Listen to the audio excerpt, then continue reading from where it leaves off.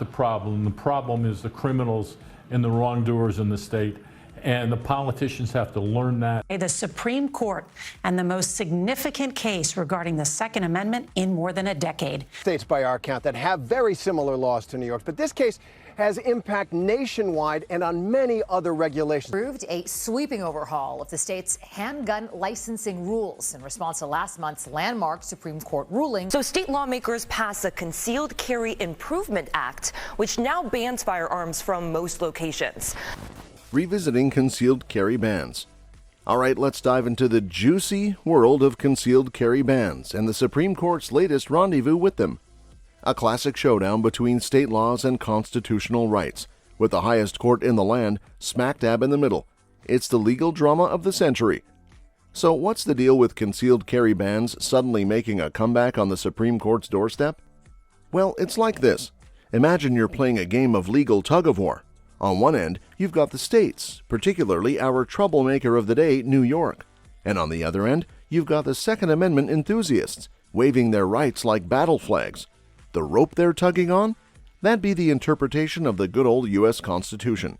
Now, rewind a bit to when the Supreme Court dropped a shocking ruling in New York State Rifle and Pistol Association versus Bruin.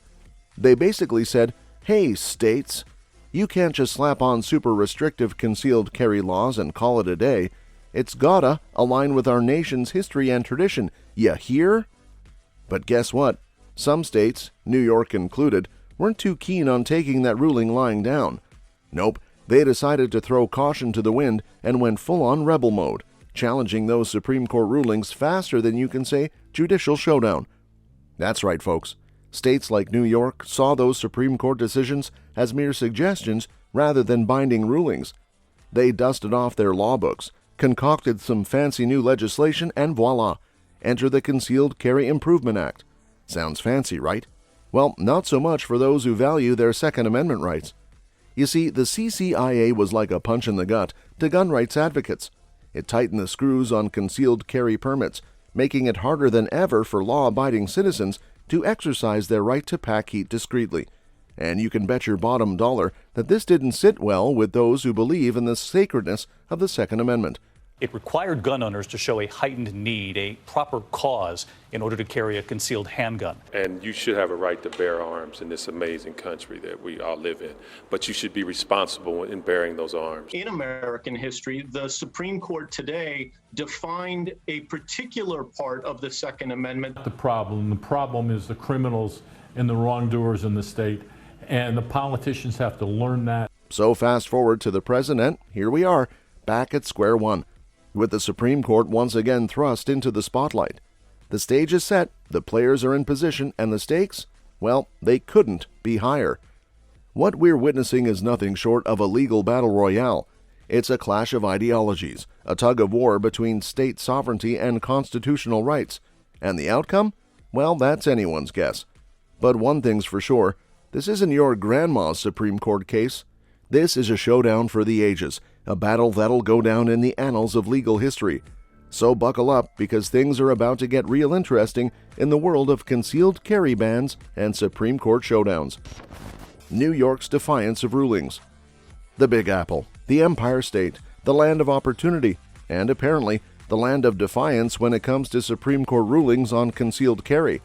Yep, you heard that right. New York, with its bustling streets and towering skyscrapers, isn't exactly playing by the rules when it comes to gun rights. You see, when the Supreme Court laid down the law in cases like New York State Rifle and Pistol Association versus Bruin, they weren't just whispering sweet nothings into the legal ether. Oh no, they were laying down some serious groundwork for how states should handle concealed carry laws. But did New York get the memo? Not so much. Instead of taking those Supreme Court rulings as gospel, they decided to go rogue, and boy did they go big. Cue the entrance of the Concealed Carry Improvement Act, New York's pièce de résistance in the battle against gun rights. The CCIA wasn't just your run-of-the-mill legislation.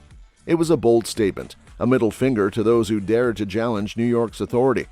With its strict concealed carry restrictions and labyrinthine permit requirements, the CCIA made it clear that New York wasn't about to back down without a fight. But why, you ask? Why would New York, a state known for its bustling metropolises and cultural diversity, thumb its nose at the highest court in the land? Well, the answer lies in the age-old tug-of-war between state sovereignty and federal authority.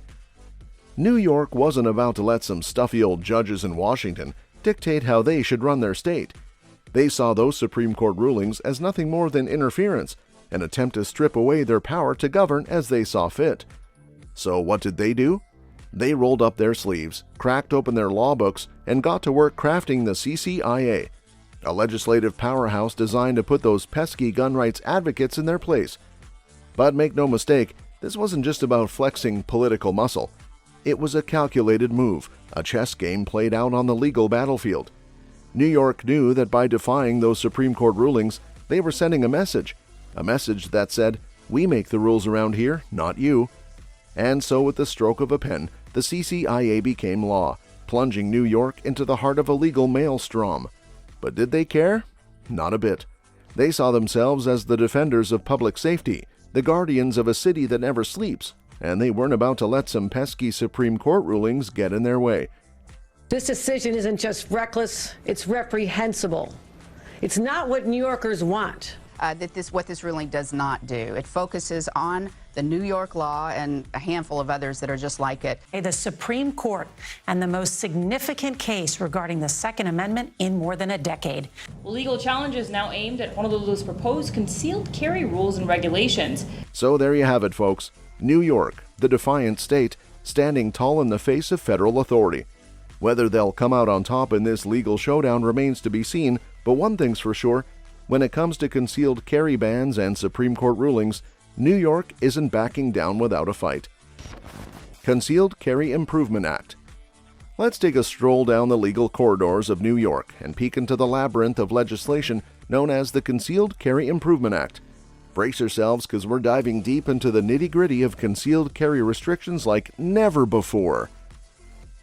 So what exactly is the CCIA? Well, think of it as New York's grand opus in the symphony of gun control. This piece of legislation wasn't just your run-of-the-mill law. It was a magnum opus of bureaucratic acrobatics designed to make even the most seasoned legal scholars scratch their heads in bewilderment. The CCIA didn't mince words when it came to concealed carry restrictions. It was like a bull in a china shop, smashing through the delicate balance between Second Amendment rights and public safety with reckless abandon. From stringent permit requirements to a laundry list of prohibited locations, the CCIA left no stone unturned in its quest to tighten the screws on concealed carry. Core reason for the Second Amendment is to provide law-abiding citizens with the ability to carry a gun for self-defense. A government figure, that the individual had a particularized need for that concealed carry permit. You're being in the hospital or dead.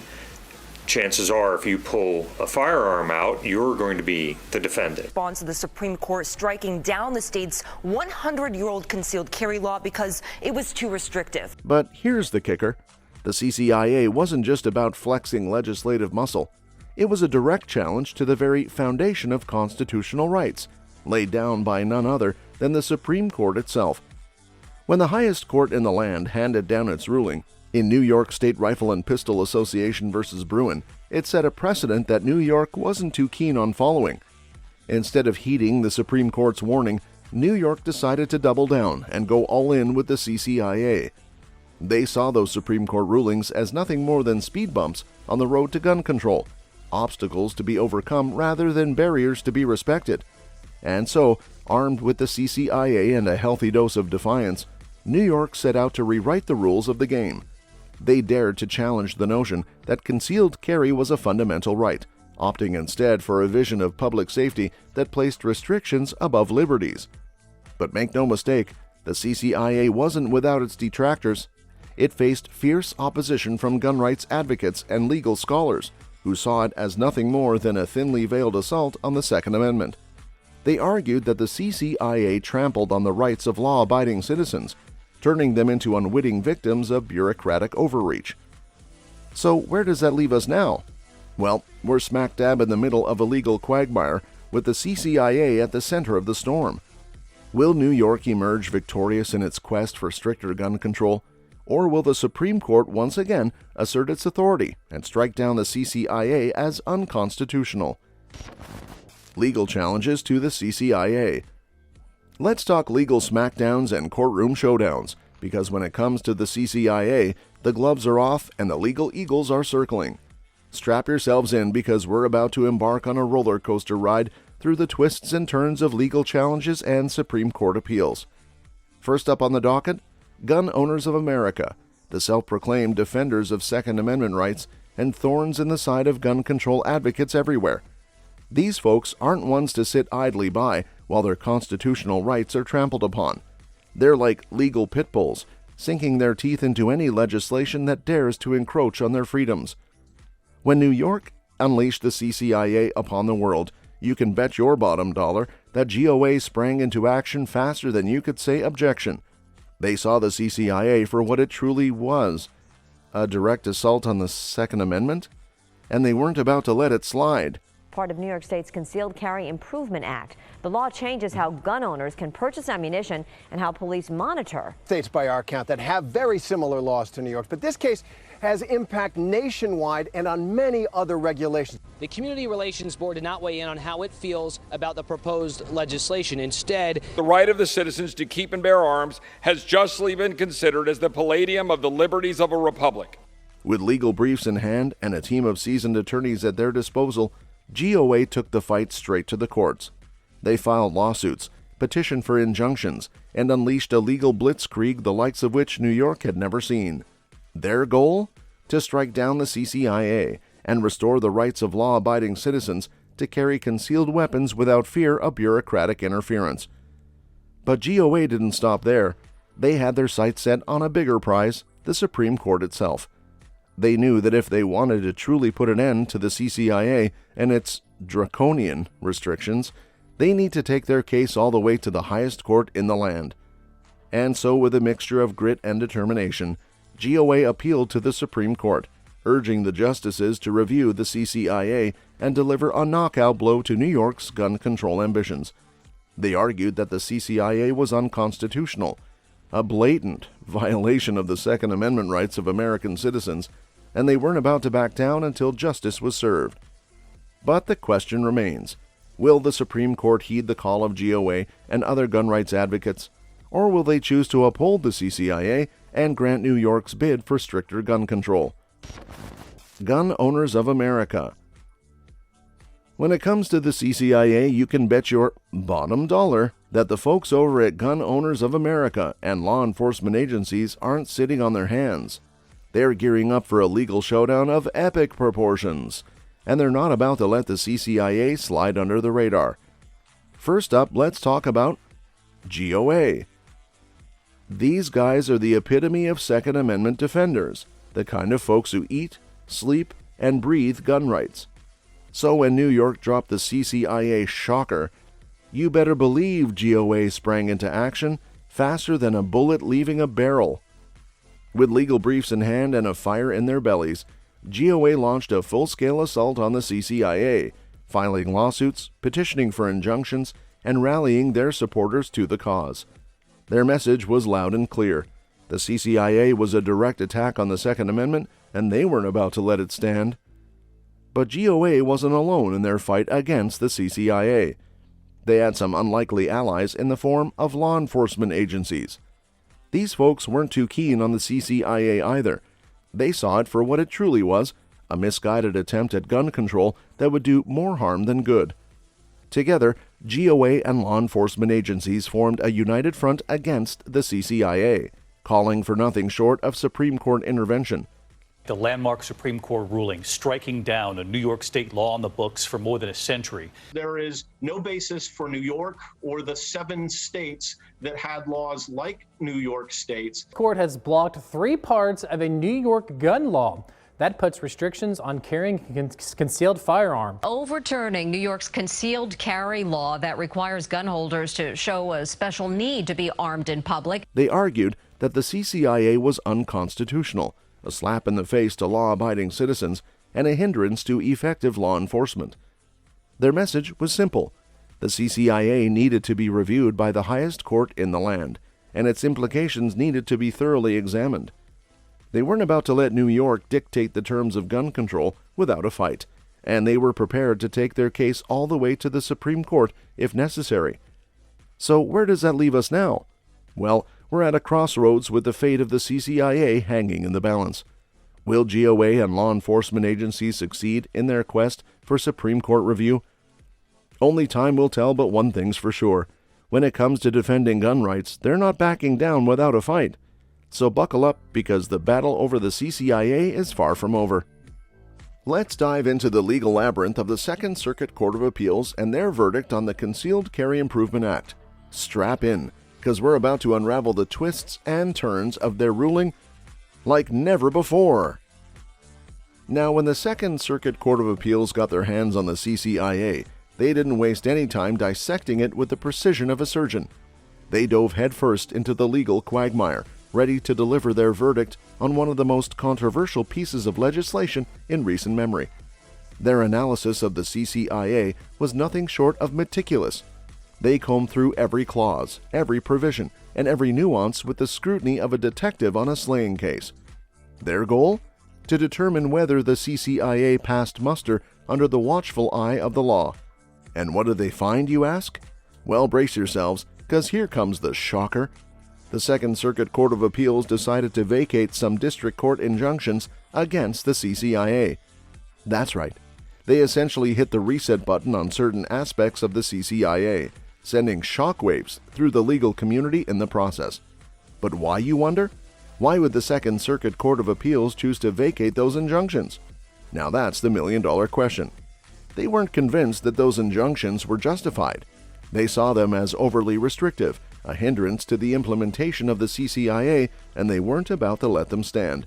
Hired an individual who wanted to carry a concealed weapon, a concealed handgun. The court ruling that violates the Second Amendment's right to keep and bear arms. Approved a sweeping overhaul of the state's handgun licensing rules in response to last month's landmark Supreme Court ruling, with multiple agencies declining our request for comment on the proposed legislation. The Supreme Court has spoken on the issue of concealed carry bans before, and their rulings have set important precedents. But there's a growing concern that the Second Circuit may have strayed from those precedents, leading to a murky legal landscape where the rights of law-abiding citizens hang in the balance. And that's where Supreme Court review comes in.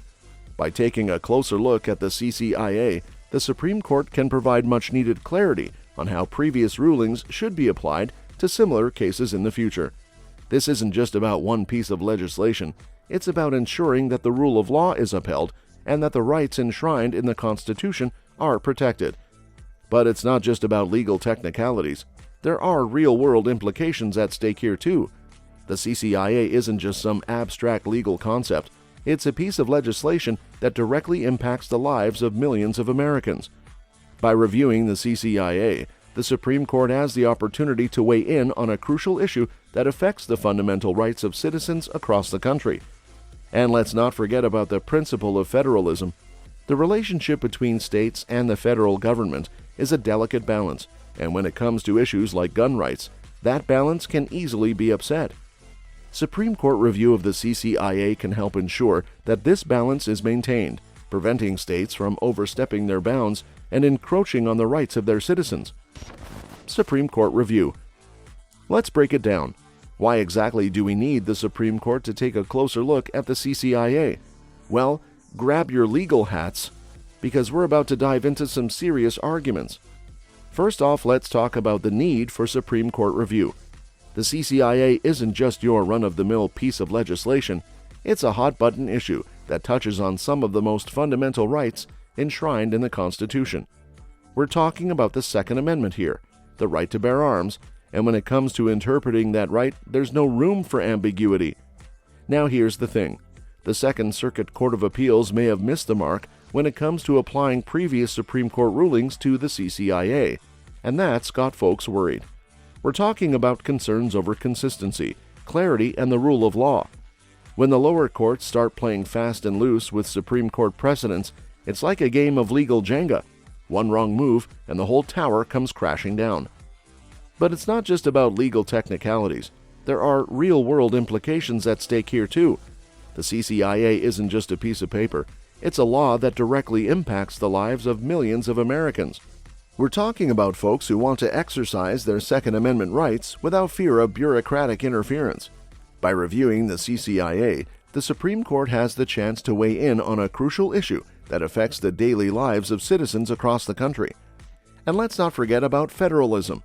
The relationship between states and the federal government is a delicate dance, and when it comes to issues like gun rights, that dance can easily get stepped on. Supreme Court review of the CCIA can help ensure that this delicate balance is maintained, preventing states from overstepping their bounds and encroaching on the rights of their citizens. Support from law enforcement associations. When it comes to the CCIA, it's not just gun rights advocates who are raising red flags. Law enforcement associations are also stepping up to the plate, voicing their concerns loud and clear. Let's take a closer look at why these folks are saying no thanks to the CCIA. First off, let's talk about the statements coming from law enforcement associations themselves. These folks aren't exactly known for mincing words, and when it comes to the CCIA, they're pulling no punches. They see the CCIA for what it truly is, a misguided attempt at gun control that misses the mark in more ways than one. But what are their arguments against the CCIA? Well, let's start with the big one, effectiveness. Law enforcement associations aren't convinced that the CCIA will do much to reduce crime. In fact, some argue that it could actually make things worse. By imposing strict concealed carry restrictions, the CCIA could limit the ability of law-abiding citizens to defend themselves in dangerous situations, leaving them vulnerable to criminals who don't exactly play by the rules. And let's not forget about the logistical nightmare that the CCIA could create for law enforcement officers themselves. With a patchwork of state and local laws to contend with, not to mention the ever-present threat of legal challenges, enforcing the CCIA would be like navigating a legal minefield. Law enforcement associations worry that this could divert valuable resources away from more pressing issues and ultimately make their jobs even harder. And what this ruling does not say, it's imposing no limits on common sense gun regulation. And we should have the right of determination of what we want to do in terms of our gun laws in our state. So state lawmakers pass a Concealed Carry Improvement Act, which now bans firearms from most locations. Tough to talk about any decision from the Supreme Court regarding guns without looking at the broader backdrop and the broader context of where we are in this country. But perhaps the biggest concern of all is the impact that the CCIA could have on public safety. Law enforcement associations argue that by restricting the ability of law-abiding citizens to carry concealed weapons, the CCIA could actually embolden criminals and make communities less safe. After all, when criminals know that their potential victims are unarmed, they're more likely to strike, and that's bad news for everyone involved. Second Circuit's analysis critique. Let's talk turkey about the Second Circuit's analysis of the CCIA from the perspective of organizations like the California Rifle and Pistol Association. These folks aren't exactly thrilled with the Second Circuit's legal gymnastics, and they're not afraid to speak their minds. First off, let's talk about the CRPA's evaluation of the Second Circuit's analysis.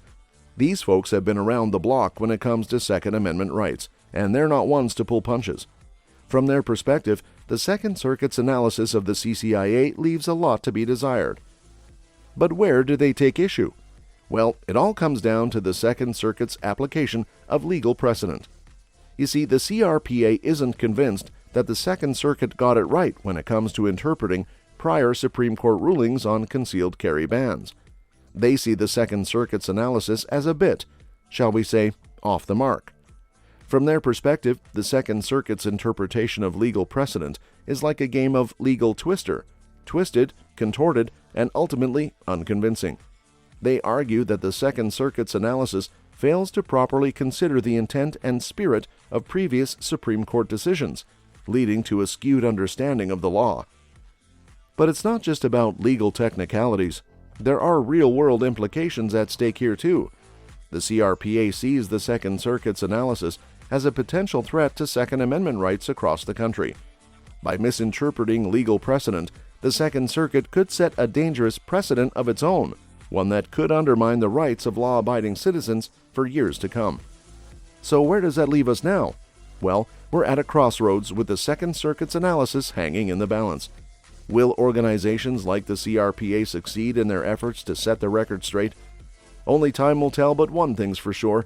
When it comes to defending Second Amendment rights, they're not backing down without a fight. So stay tuned, because the legal drama is just getting started. That's all for this video, folks. See you next time.